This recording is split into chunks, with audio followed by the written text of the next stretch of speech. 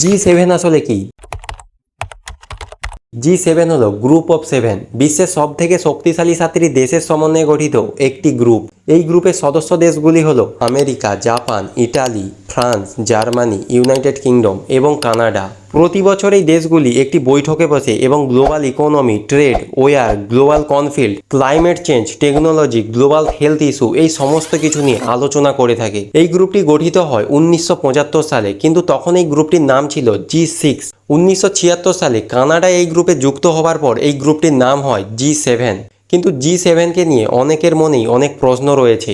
তার মধ্যে একটি হলো, ভারত এই গ্রুপের সদস্য না হওয়া সত্ত্বেও প্রতি বছর G7 বৈঠকে ভারতকে কেন ডাকা হয়। G7 হলো এমন একটি গ্রুপ যেখানে বিশ্বের কিছুমাত্র দেশ এই গ্রুপের সদস্য এবং এর সংখ্যা খুবই কম।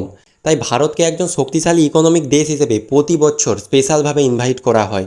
G7 সম্মেলনে ভারতকে 2019 থেকে শুরু করে 2025 পর্যন্ত প্রতি বছরই ইনভাইট করা হয়েছে, কারণ ইন্ডিয়া হলো বিশ্বের 4th লার্জেস্ট ইকোনমিক কান্ট্রি।